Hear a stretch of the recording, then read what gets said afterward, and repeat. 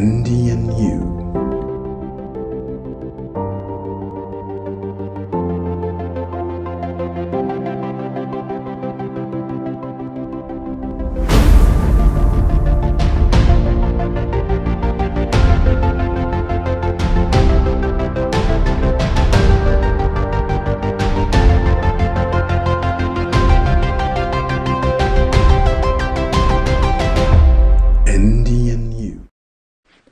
Bonjour à toi et bienvenue dans mon podcast Andy and You. Je suis Andy et aujourd'hui on va poursuivre les 6 conseils pour t'aider à gérer ton stress au quotidien. Donc il y a 2 semaines je t'ai partagé de ma conception du stress et aussi des symptômes qui peuvent s'y attacher.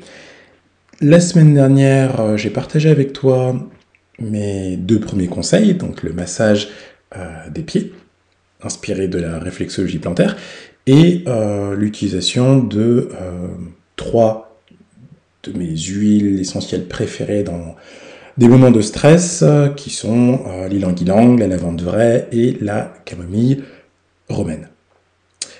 Alors j'espère en tout cas que tu as pu apprécier mes précédents podcasts sur le sujet, que tu as éventuellement essayé mes 2 premiers conseils, au moins l'un des 2, et que cela t'a été bénéfique, bien sûr.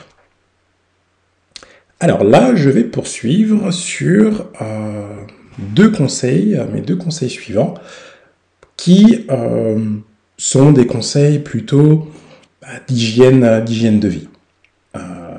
Moi, dans l'hygiène de vie, j'aime bien détaillé.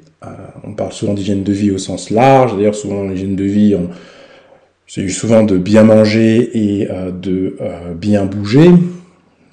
Pour moi, c'est vrai que l'hygiène de vie est un ensemble de différents types d'hygiène. L'hygiène de manger, oui, l'hygiène de bouger par le mouvement. Il y a aussi l'hygiène de respirer, aussi, l'hygiène de s'asseoir, de s'allonger, l'hygiène de penser, l'hygiène de ressentir aussi, ou d'être avec les autres. Bref, pour moi, dans l'hygiène, j'ai tendance à le considérer comme étant la meilleure manière pour soi, la manière la plus juste et la plus respectueuse de soi pour être dans un équilibre et être dans l'écoute de son rythme. Donc ce rythme de vie, rythme de ressentir aussi, on ne perçoit pas les choses de la même manière en fonction des moments de la journée, en fonction des périodes aussi, de même que les rythmes physiologiques, toi-même en tant que femme, eh bien tu es réglée mensuellement, donc c'est vrai qu'il y a aussi cette part qui est importante de la chronobiologie. C'est-à-dire que l'organisme vivant étant soumis à des règles, voire même des lois chronologiques, cycliques, comme la saison, par exemple, la saisonnalité, qui fait qu'on est plus, on regorge souvent d'énergie au printemps, on sent un renouveau, alors qu'à l'hiver, on a plus besoin de se reposer, d'être dans une activité plus réduite, et ça, c'est physiologique. Voilà. Et ça s'apparente à de la chronobiologie.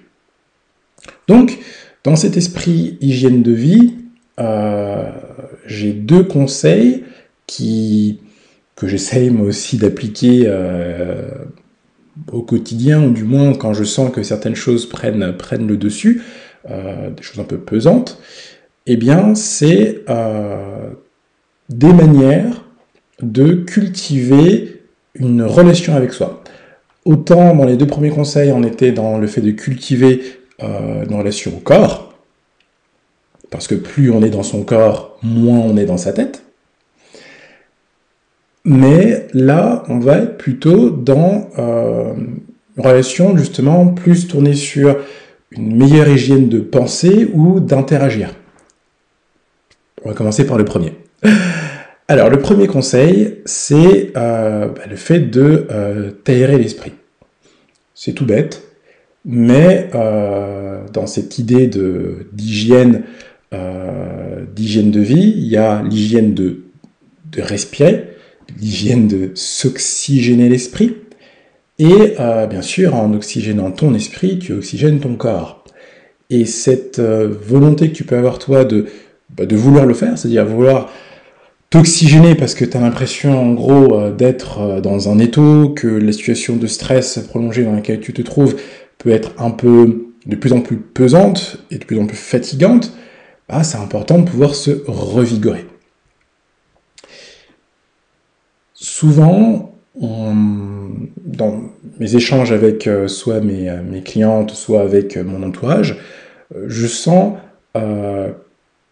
que chacun a envie de cloisonner un peu les choses. C'est-à-dire, voici un conseil pour mon corps, voici un conseil pour spécifiquement l'alimentation, voici un conseil spécifiquement sur, je ne sais pas, tel trouble que je peux avoir, digestif ou autre. Et finalement, moi qui ai apprécié pendant toutes mes années de vie, bon après je suis encore jeune, mais jusqu'à dans mon expérience, ce que j'ai vraiment apprécié faire, c'est de sentir que toutes les choses qui nous composent, que ce soit notre corps, notre esprit, notre âme, pour ceux qui y croient, eh bien, toutes ces choses-là, toutes ces composantes-là font partie d'un même système. Nous, soi. Et la plus grande difficulté est de comprendre justement ce système. De comprendre comment chacune des composantes qui font partie de nous, eh bien, concourt à la bonne marche du système. Et le système, c'est notre organisme, c'est notre corps enrichi de notre esprit, etc. C'est vraiment tout, c'est nous, voilà, nous conscients. Et donc ce système où il y a, comme je disais, un corps, un esprit, on va dire qu'il y a une dimension émotionnelle, qu'il peut y avoir une dimension énergétique, il peut y avoir une dimension spirituelle, et bien toutes ces dimensions-là partagent, ont un point commun, et ce point commun-là, entre toutes ces composantes, est ce qui nous, à mon sens, nous démarque des autres, ce qui fait vraiment notre particularité. Et le fait de pouvoir faire émerger de chacune de ces composantes qui font partie de nous, ce point commun-là, à chaque fois, est ce que j'appelle l'alignement.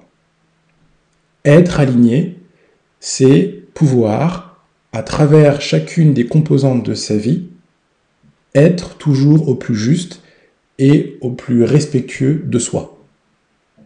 C'est-à-dire de ce qui est le point commun et qui reste commun entre chacune des composantes. Et je dis souvent, et j'en suis intimement persuadé, c'est d'ailleurs aussi comme ça que je peux faire mon rôle de coach, c'est que on n'est jamais trop loin de soi.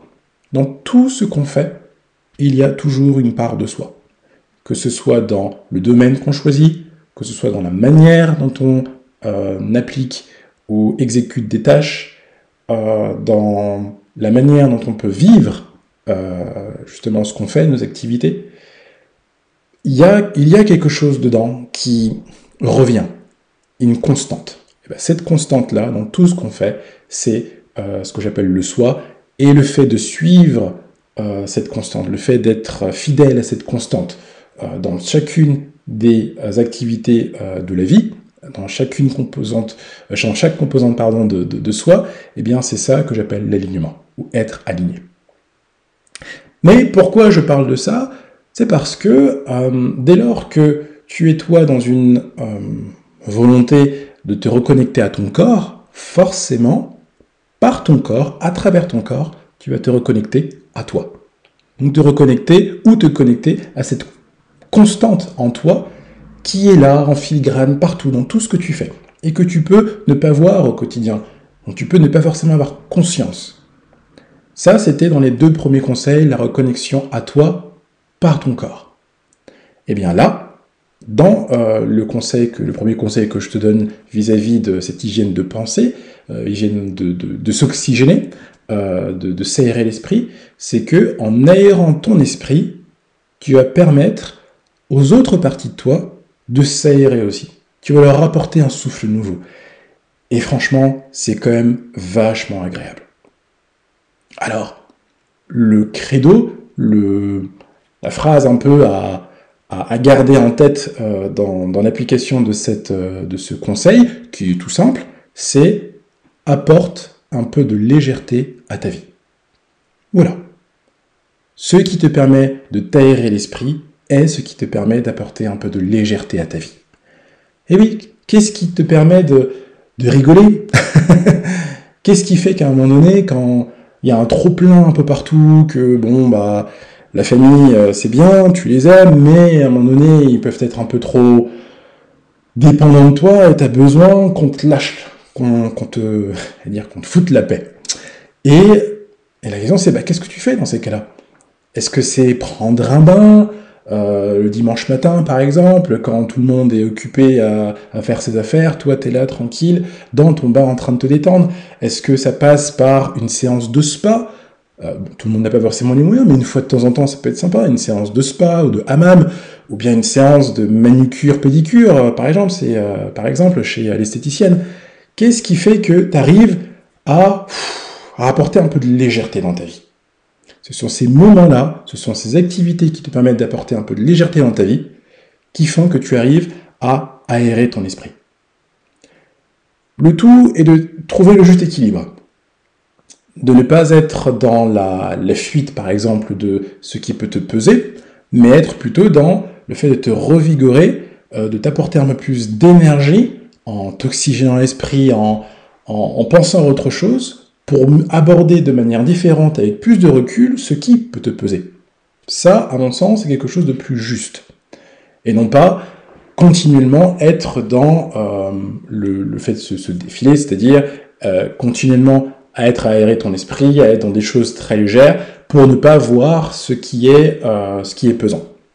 Donc le tout est de trouver le juste équilibre. En tout cas, moi je t'encourage véritablement à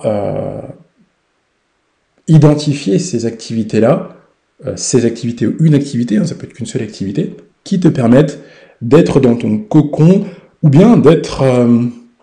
oui, pas forcément dans un cocon d'ailleurs, pour certaines, ça peut être dans un cocon, mais pour d'autres, ça peut être le fait de sortir avec ses copines, faire du shopping, un ciné avec la famille, un resto entre collègues parfois aussi, ça peut être une manière de s'aérer l'esprit, de parler d'autre chose, de changer de sujet, de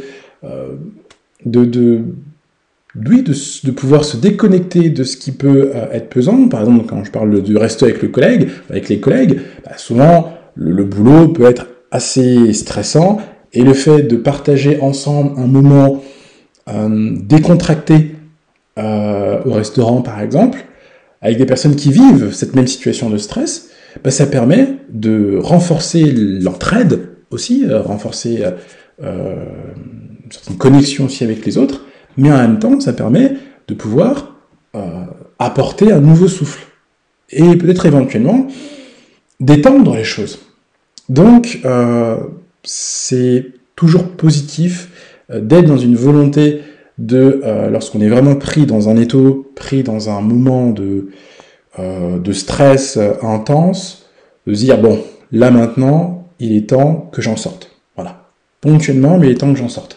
Pour pouvoir prendre du recul, pour pouvoir clarifier ses idées aussi, ou même juste, s'alléger. Encore une fois, c'est apporter de la légèreté dans sa vie. Donc, qu'est-ce qui t'apporte à toi de la légèreté? Et puis, il y a quelque chose qui est vraiment top, c'est les sorties en plein air.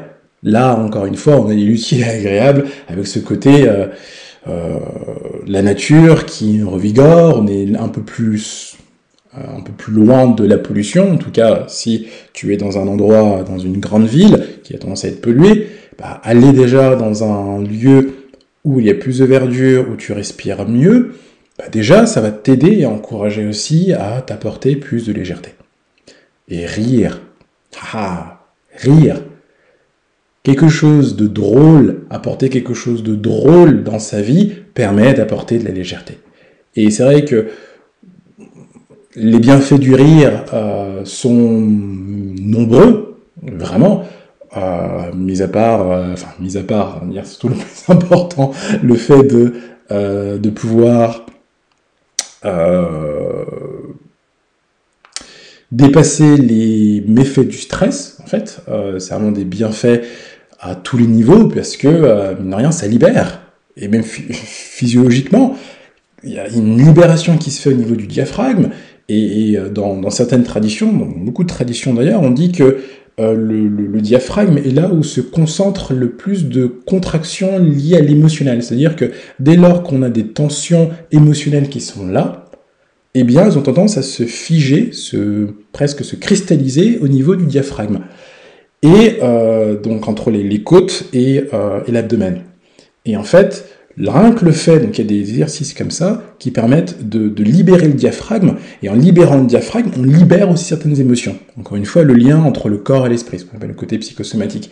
Mais c'est le fait que ces différentes composantes, le corps et l'esprit, font partie d'un tout. On agit sur l'un, que ça impacte l'autre, on agit sur l'autre, que ça impacte l'un. Et là, c'est vrai que le diaphragme, par le rire, se libère. Donc, il y a une libération émotionnelle qui est là. Et ça, c'est génial. Voilà. Rire, ça permet de détendre, de se détendre, de voir la vie un peu moins tristement aussi. Ça apporte de la bonne humeur, de la joie de vivre. Et ça, c'est quelque chose qui doit être cultivé. Toujours dans cet esprit d'aérer son esprit et d'apporter de la légèreté dans sa vie. Donc, est-ce qu'il y a un film drôle, un sketch d'un humoriste que tu aimes bien qui peut t'aider dans ce genre de moment ?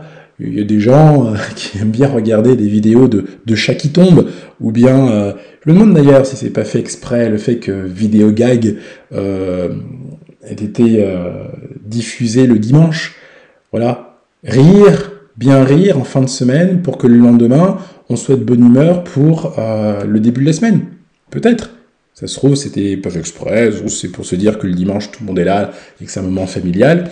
Je sais pas. Mais en tout cas, moi j'ai toujours trouvé ça intéressant de te arriver le dimanche, en fin de journée, où t'es bien amusé, détendu, t'as fait ce que tu voulais, et tu sens qu'on arrive au moment où il sera le temps de préparer la rentrée, la reprise du travail le lendemain. Et plus jeune, je sentais toujours un peu ce moment de tension en me disant oh là là, on est quand même bien chez soi, retourner travailler au bureau, revenir dans les dossiers, revenir dans l'inconnu aussi, le côté un peu imprévisible de ce qui peut arriver aussi. Et là, je tombe sur Vidéo Gag, ou les 100 vidéos les plus loufoques, ou bien des choses drôles. Et ben là, ça me rassure d'emblée. Je me sens détendu, je me sens réarmé d'un optimisme, d'un peu de joie, en fait, qui m'illumine et qui fait que je prends beaucoup moins sérieusement, finalement, une situation qui se produit toutes les semaines, autour de notre travail, etc. Bon, aujourd'hui, c'est plus le cas, puisque maintenant, je travaille à mon compte, donc je suis libre, mais c'est vraiment dans cette idée que avoir ces petits moments-là, c'est vraiment quelque chose de précieux. Parce que lorsque tu as justement des moments difficiles, très difficiles, parfois aussi des moments normaux de perturbation émotionnelle, comme des situations de deuil, des situations de tristesse, voilà, quand on peut perdre un être cher, ou perdre son travail, etc. Eh bien, c'est toujours agréable de pouvoir avoir ces moments-là identifiés pour se dire, bon, là, il est peut-être temps que je passe à autre chose. Et pour m'aider aussi à pouvoir avoir quelque chose sur lequel me reposer, pour avancer. Chaque petit moment positif est un coussin de confort, mais aussi un coussin de positivité, un coussin de confiance sur lequel se reposer, et qui est toujours là, et qui nous accompagne toujours. Et c'est normal, à un moment donné, de pouvoir, disons, de se sentir dépassé par certaines choses. C'est normal. On est confronté à nos propres limites, on est confronté à la dure réalité des choses, et on peut se sentir déstabilisé. Ce qui fait qu'on peut se sentir déstabilisé sans être fragilisé, c'est d'avoir ce coussin-là, sur lequel se poser, que j'appelle un socle de confiance. Et ce socle de confiance-là, il se construit par des petits moments de satisfaction, des moments de plaisir, des moments de respect de soi, des moments de connexion à soi, des moments de bien-être. Et tout ça, ensemble, permet de construire un coussin qui devient de plus en plus grand. Ce coussin-là peut devenir un véhicule, ça peut devenir je sais pas bon, ça peut devenir un lit, ça peut devenir une pièce, ça peut devenir un bateau, etc. On peut le visualiser comme on veut, mais le tout, c'est d'avoir quelque chose sur lequel se reposer. Donc le simple fait d'avoir ces moments-là pendant lesquels tu peux t'alléger l'esprit et te déconnecter de ce qui se passe aussi, parce que c'est important de pouvoir le faire, de manière juste et respectueuse pour toi aussi, sans avoir l'impression de perdre ton temps, vraiment quelque chose où tu te dis, pour moi, j'ai besoin de légèreté. Voilà, ça permet de cultiver la légèreté. Et cette légèreté-là, elle apporte la joie de vivre. Donc cultive-la du mieux que tu peux. J'en viens à mon deuxième conseil, donc dans cet esprit d'hygiène de vie, c'est de cultiver le lien social. Cultiver le lien social signifie, au-delà de se socialiser, le fait de pouvoir cultiver ses relations.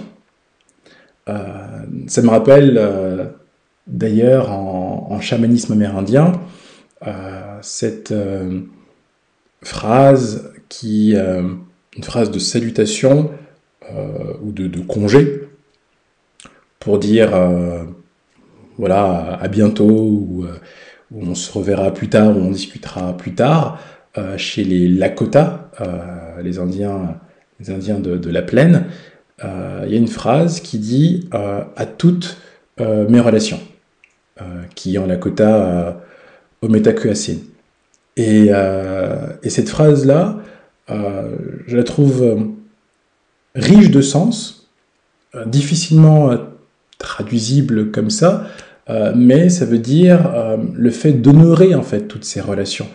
Toutes les relations qu'on a qui sont chères pour nous. Alors il y a celle avec nos ancêtres par exemple, qui nous a permis d'être ici, par le biais de nos parents, mais il y a surtout ces relations du quotidien, ces personnes-là qui nous ont guidés, qui nous entourent, qui nous aiment, qui nous respectent, qui nous considèrent, et que ce soit un réseau de personnes que nous n'avons pas choisi, comme la famille de sang, et il y a aussi celles qu'on a choisies, qu'on a constituées nous-mêmes, la famille de cœur, ou de lait.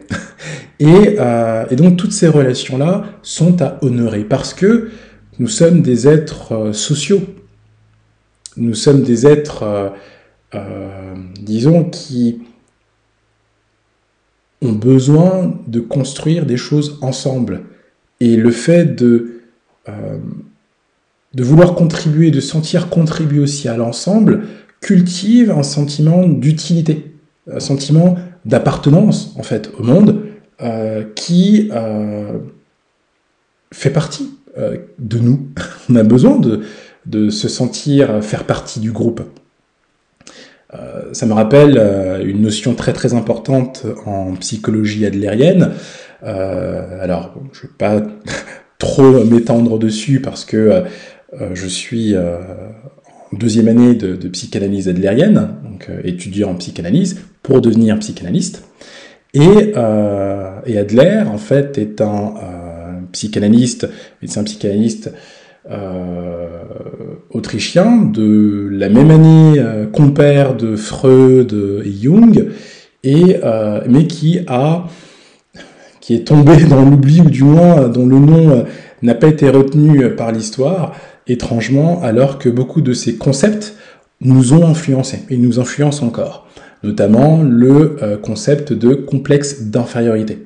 C'est Adler qui l'a développé, comme aussi cette notion de style de vie aussi. Et dans la pensée adlérienne, je vais résumer, on a tous une infériorité physique qui peut engendrer un sentiment d'infériorité psychique. C'est-à-dire quelque chose qui nous donne l'impression d'être vulnérable, ou d'être inférieur, ou d'être moins bien que les autres. Et ça peut se traduire par dans tel contexte, j'ai l'impression d'être nul, ou j'ai l'impression de pas savoir, ou je me sens bête, ou j'ai l'impression que les autres sont meilleurs que moi, etc. On a tous ces domaines-là. On ne sait pas forcément toujours d'où ça vient, et c'est normal, il y a aussi une grande part d'inconscient, mais la question fatidique est de savoir ce qu'on fait à partir de ça. Qu'est-ce qu'on en fait en fait de ce sentiment-là? Eh bien, dès lors qu'on sent un sentiment d'infériorité qui est fragilisant, qui crée une fragilité psychique, eh bien, on a tendance à compenser par une activité dans laquelle on a envie d'être le meilleur, le ou la meilleure. Et c'est ce rapport-là avec ce domaine où on est le meilleur qui bien conditionne aussi le chemin de vie, notre chemin de vie, notre parcours. Voilà. J'ai choisi cette carrière parce que je me sentais bien dans cette carrière-là, mais surtout parce que je pouvais exercer une sorte de puissance. Je me sens puissant dedans, je me sens bien, je ne me sens pas être à la ramasse comme je peux me sentir dans tel autre domaine, que j'évite comme la peste. Et même si cette activité de puissance, ou plutôt cette volonté de puissance, ou de sentir puissant, est nécessaire pour avancer, il est tout aussi nécessaire de comprendre que les domaines dans lesquels on peut se sentir inférieur, bien sûr, créent une forme d'inconfort, mais ces domaines peuvent ne pas nous fragiliser. Cette fragilité vient du fait que nous n'avons pas construit suffisamment, je l'appelle ce socle de confiance-là, ces ressources-là qui font partie de nous et qui nous permettent de faire face à la difficulté. Ça s'appelle la résilience. Et donc, tant qu'on n'a pas construit quelque chose, ces ressources qui nous permettent de faire face à la difficulté, ce dont je parlais tout à l'heure vis-à-vis de ce qui permet de nous alléger, d'aérer notre esprit, eh bien, on va éviter encore une fois, comme la peste, ces situations qui nous ramènent à notre propre infériorité et qui nous fragilisent. Je dis ça parce que, certes, c'est quelque chose de tout à fait normal, tout à fait naturel, plus que normal, quelque chose de tout à fait naturel. Chacun réagit par rapport à son sentiment d'infériorité de plein de manières différentes, qu'on appelle les mécanismes de défense. Chacun trouvera son domaine dans lequel il peut exceller. Alors après, c'est pas forcément des domaines, ça peut être l'art, comme ça peut être, je ne sais pas, les sciences, comme ça peut être aussi le fait de faire la victime, voilà, ou de se plaindre. Ça aussi, ça peut être quelque chose qu'on peut, que certaines personnes peuvent mettre en place ou utiliser pour se sentir, avoir le contrôle sur les autres. Bref. À un autre moment, peut-être, je te parlerai des différents styles de personnalité, etc. Mais on rentre dans la psychanalyse et c'est pas forcément le sujet, ou du moins le plus important. Le plus important, véritablement, là-dedans, c'est que ce qui ce qui permet d'équilibrer cette volonté de puissance, de se sentir puissant pour dépasser le complexe d'infériorité, c'est le sentiment d'appartenance. Le sentiment d'appartenance, c'est à ce moment-là le fait de pouvoir se sentir utile dans le groupe, de pouvoir ne pas se dire « tiens, je suis surpuissant sur mon rocher tout seul et je gouverne tout ce qu'il y a autour ». Non, c'est « je prends un peu de cette puissance-là et je l'injecte dans le groupe ». Et j'ai contribué au groupe. Et le groupe aussi contribue aussi à m'aider à constituer justement ce socle de confiance pour que je sois plus résilient. Et finalement, plus je me sens résilient, moins je me sens déstabilisé lorsqu'on met le doigt sur ce qui me renvoie à mon infériorité. Et donc, je me sens plus équilibré, donc plus sain dans mon corps et dans mon esprit. Et ce sentiment d'appartenance, bah oui, on est là-dedans, en fait, finalement, dans le fait de cultiver le lien social. C'est qu'on a besoin des autres. C'est toujours dans la relation avec les autres, et aussi avec soi, qu'on arrive à se construire. On a besoin des autres pour se construire. Comme les autres ont besoin de nous pour se construire aussi. Autre exemple qui me vient, c'est dans cet esprit du lien social, c'est dans les zones bleues. Alors, qu'est-ce que c'est qu'une zone bleue? Une zone bleue, c'est une zone, ou plutôt une région, dans plusieurs régions du monde, une zone où il y a le plus de centenaires ou de nonagénaires en bonne santé. Voilà. Et ces zones-là, il y en a un peu partout. Donc, le souvenir, il y en a au Costa Rica, il y en a en Sardaigne, il y en a aussi à Okinawa au Japon.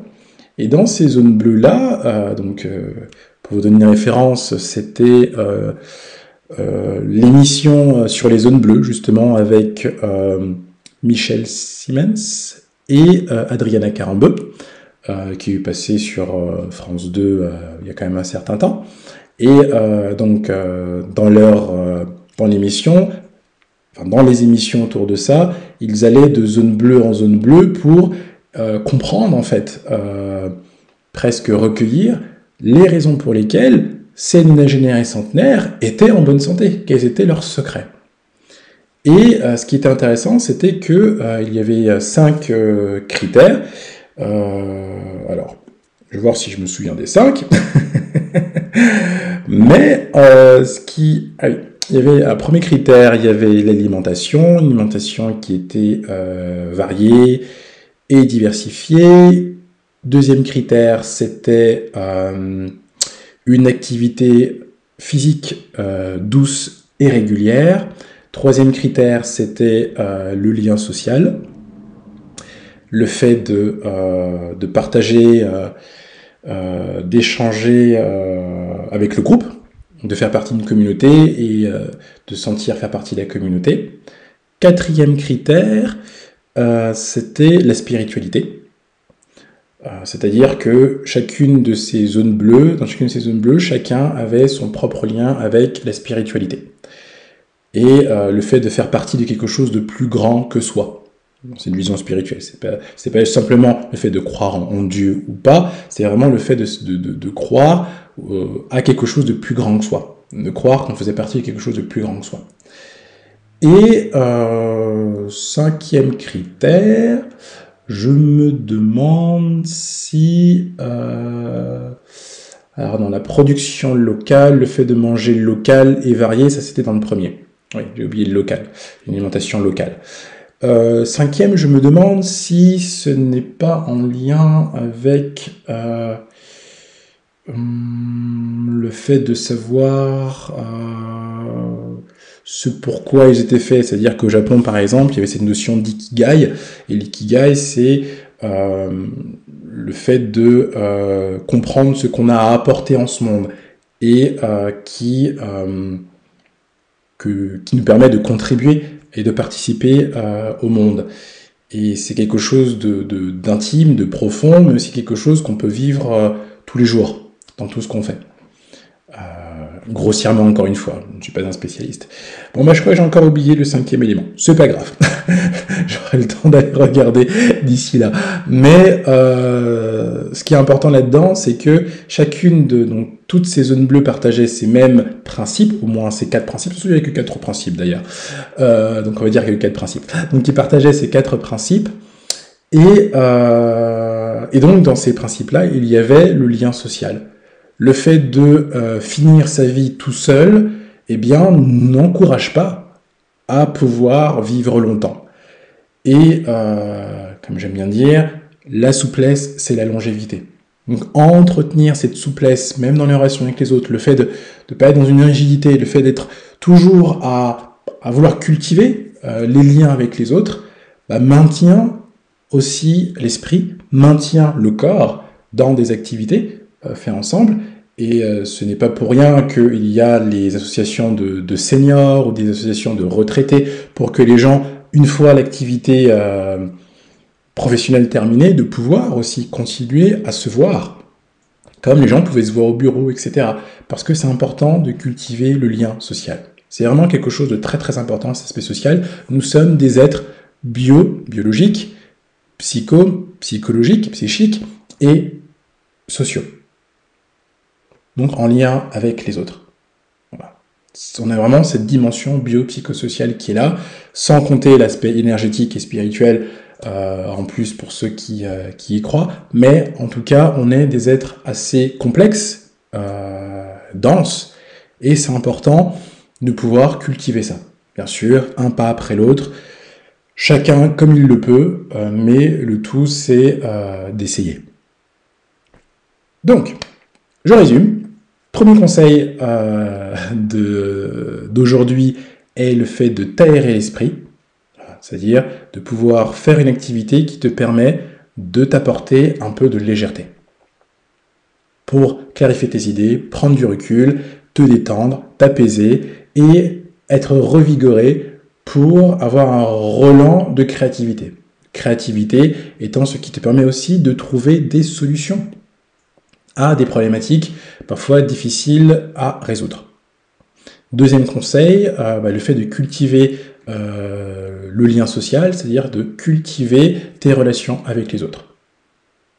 Et ça ne dit pas d'être hypocrite, d'être faux, c'est-à-dire vouloir être ami avec tout le monde, c'est plutôt de véritablement cultiver les liens qui sont justes pour toi et respectueux de toi et des autres.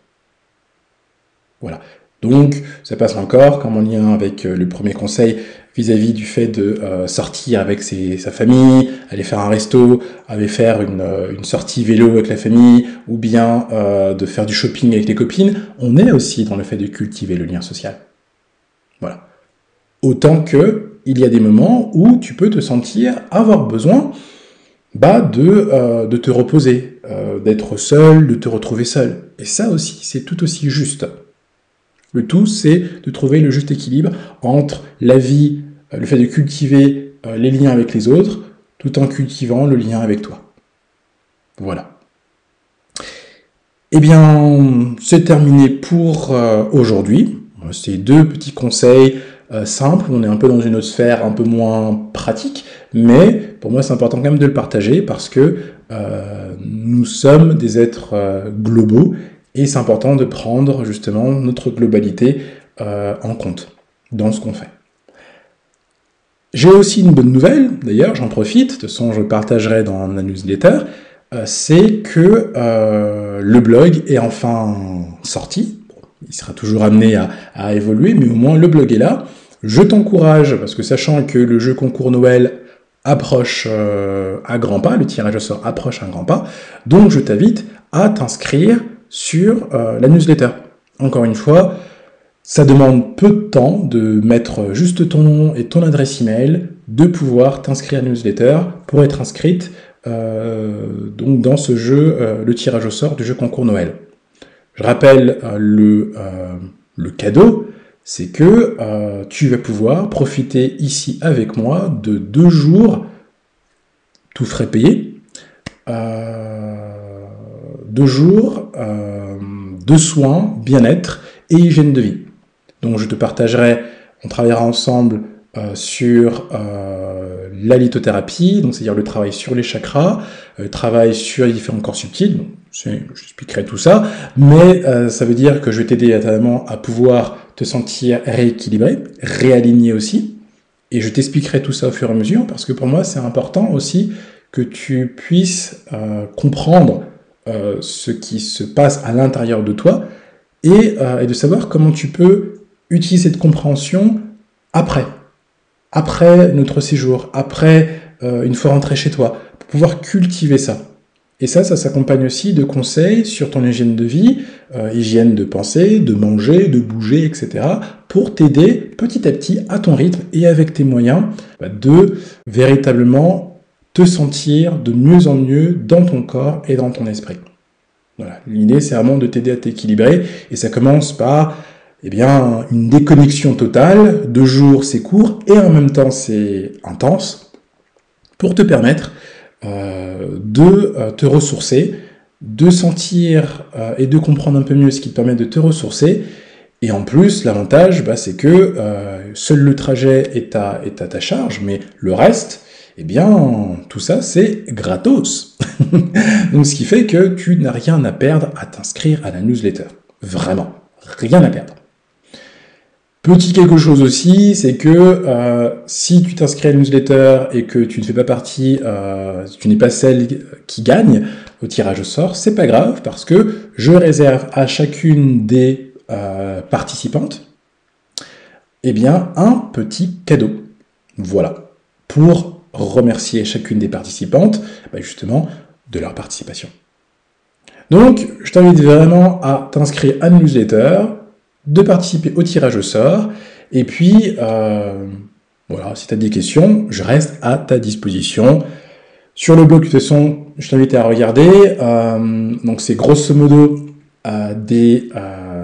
les anciennes newsletters, il y a un article que j'ai écrit aussi dedans, j'écrirai au fur et à mesure d'autres articles, et je partagerai aussi une newsletter, et en même temps, j'y mettrai les derniers épisodes de podcast. Voilà. Bon, je pense que c'est tout. C'est pas mal. Merci bien pour ton écoute, en tout cas. Je te souhaite de passer une bonne semaine qui approche. En tout cas, ici, en Auvergne, il ne fait pas trop froid. En tout cas, là où je suis, il ne fait pas trop froid. Il a même fait très joli aujourd'hui. Donc j'espère que ça va durer. En tout cas, profite bien. Et on se dit à la semaine prochaine dans le prochain épisode d'Andy and You.